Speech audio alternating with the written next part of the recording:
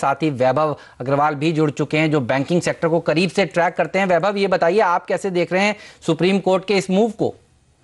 Actually again ये काफी एक अच्छा ही मूव है, step in the right direction. I think पिछले 3 महीने में हम यही देख रहे हैं कि एक आरबीआई, गवर्नमेंट और अब सुप्रीम कोर्ट एक ये जॉइंट एफर्ट है, क्योंकि जो प्रॉब्लम थी वो इतनी अब बढ़ चुकी थी कि क्लियरली एक तरह से आगे बढ़ना और फ्रेश लैंडिंग कब शुरू होगी वही नहीं दिख रहा था। तो इसीलिए मिलके अब ये एक तरह से कंसर्टेड एक एफर्ट हो रहा है। डेफिनेटली एक फर्स्ट स्टेप के लिए कि बहुत ही मतलब सही डायरेक्शन में जा रहा है, and this is the starting, जिससे कि धीरे धीरे फाइनली अब इसके बाद नेक्स्ट स्टेप है पीएसयू बैंक्स को उनका कैपिटल भी और मिले और रिकवरीज भी हो पाए जितनी हो सके, फिर जाके ही FY17 FY18 में जाके वो नए कॉर्पोरेट्स को कम रेट्स पे लेंड कर पाएंगे जो अच्छे कॉर्पोरेट्स हैं। बिल्कुल, आप भी हमारे साथ बने रहिए। वैभव, आशीष भी हमारे साथ जुड़ चुके हैं। आशीष, ये जो पूरा मामला है एनपीएस के निकलने का, प्रोविजनिंग करने का, वो दरअसल गवर्नर साहब के डंडे के बाद ही आया है, और अब आप देखिए सुप्रीम कोर्ट ये भी अब आगे आकर बात कर रहा है। तो साफ तौर पर लग रहा है कि अब बैंक्स ज्यादा से ज्यादा सफाई और पारदर्शिता बरतेंगे। बिल्कुल, एक कंसर्टेड एफर्ट है जो आप लोग डिस्कस भी कर रहे थे। इससे पहले आपको याद होगा रिजर्व बैंक ऑफ इंडिया की तरफ से गाज गिरी थी, सरकार की तरफ से तमाम इंटरवेंशन थे, तमाम अनाउंसमेंट्स आते हुए नजर आए थे, और अब देश का सबसे उच्च न्यायालय सुप्रीम कोर्ट अब इसमें इंटरवीन करता हुआ। और इंटरेस्टिंग है, 5 साल और 500 करोड़ से ज्यादा की जिन लोन्स की रिस्ट्रक्चरिंग हुई है उसकी पूरी डिटेल लिस्ट मांगी गई है। तो अब वो तमाम नाम सामने आते हुए नजर आएंगे जिन अकाउंट्स में दिक्कतें थी। हालांकि अश्विन और वैभव से मैं जानना चाहूंगा सुप्रीम कोर्ट के इंटरवेंशन का एक्चुअली मतलब क्या हुआ,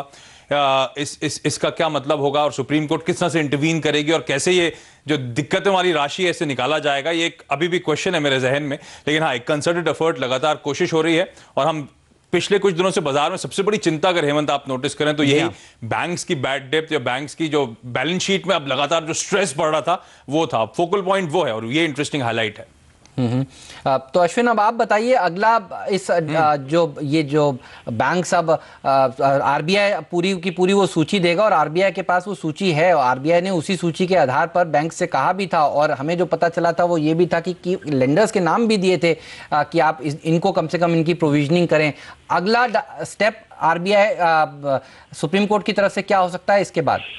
हाँ, देखिए, पहला सबसे तो ये है कि जिस तरह से मतलब फैक्ट्स मांगे गए हैं, जो मतलब कोर्ट ने ऑर्डर किया है, तो उसके हिसाब से मेरे ख्याल से एक सेगमेंटेशन या तो एक क्लासिफिकेशन बनेगा जहां पे मतलब कोर्ट को ये महसूस होता है कहीं भी जाके कि कॉमर्शियल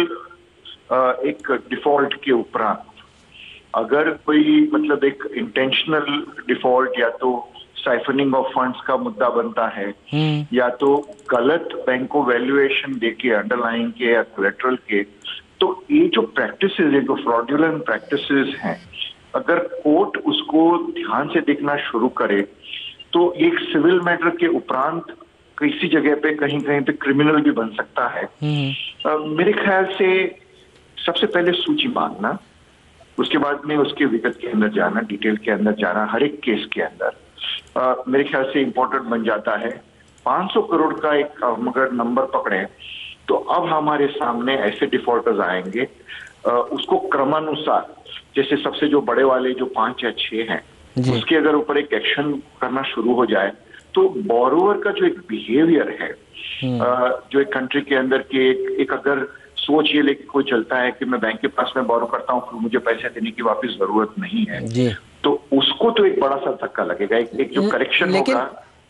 लेकिन अश्विन साहब, आप ये बात मानते हैं कि बैंक्स ने इस बार देरी करी है विलफुल डिफॉल्टर्स के नाम सामने लाने में? आज हमने देखा जाकर यूबी होल्डिंग का नाम आया है, लेकिन ये नाम तो कई दिनों से चर्चा में है, ये काफी लेट नहीं आया जो पीएनबी ने किया आज? नहीं, देखिए, इसके अंदर 2 चीजें हैं। एक तो बैंक को अपने एक लीगल या जो प्रोसीजर होता है, जो आज के कायदे के दायरे के अंदर, जो एक आज का जो स्टेच्यूटरी जो एक प्रोविजन है उसके दायरे के अंदर रह के करना होता है, तो उसमें कहीं जाके एक बोरोअर कहीं जाके अगर रोड़ा खड़ा करता है या कहीं ऑब्स्टेकल खड़ा करता है तो बैंकिंग सिस्टम को उसके लीगल कॉन्सिक्वेंसेस की डर रहती है। और खास करके आमतौर पे आप देखेंगे कि पब्लिक सेक्टर बैंकिंग के अंदर जो ऑफिसर्स हैं वो कई एक सही ढंग में इन्वेस्टिगेशन का डर रखते हैं, या तो कहीं जाके आगे चल के सारा मामला उसी की तरफ ना आ जाए, उस तरह का।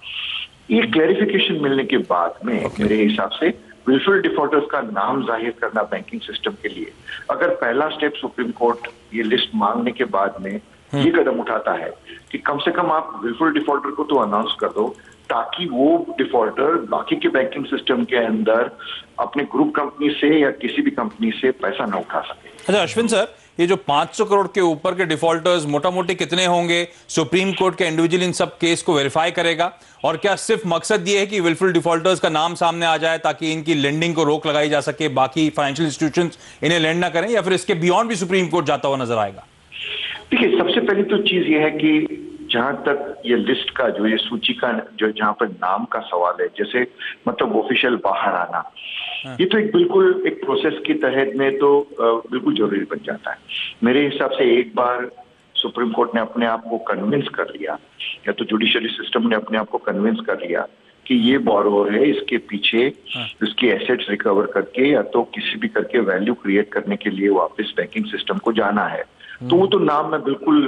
पब्लिश या पब्लिसाइज होते हुए देख रहा हूँ। उसको फिर बंद रखने के बाद में, एक बार लिस्ट मांगने के बाद में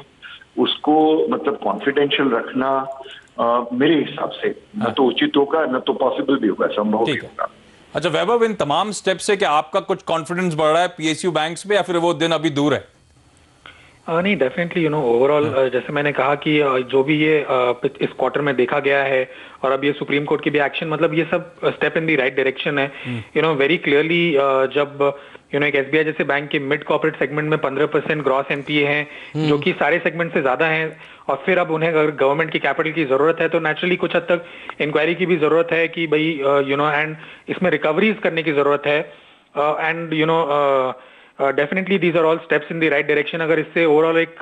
सिस्टमिक लेवल पे भी रिफॉर्म होता है तो I think this will all be positive for the sector as a whole. Okay, चलिए, तो जब ये पूरी की पूरा मामला सिमट जाता है तब ये एक पॉजिटिव होगा, लेकिन इस समय अगर आप देखें तो आशीष, दबाव देखने को मिल रहा है इस खबर के आने के बाद पीएसयू बैंकों में। खास तौर पर अगर आप टॉप 5 लूजर्स देखें निफ्टी के, तो आप पाएंगे उसमें से दरअसल 3 तो बैंक्स ही हैं। एसबीआई इस चार्ट को लीड कर रहा है क्योंकि एसबीआई के चेयरमैन ने कुछ देर पहले बयान दिया कि एनपीएज यहां पर जनवरी और मार्च में और बढ़ सकते हैं। पीएनबी, बैंक ऑफ बड़ौदा भी आज 3% से ज्यादा फिसले हैं। शुक्रिया वैभव आपका, अश्विन जी आपका भी, और आशीष आपका भी, इस सारे मुद्दे पर विस्तार से बात करने के लिए। बहरहाल अब सुप्रीम कोर्ट एक्शन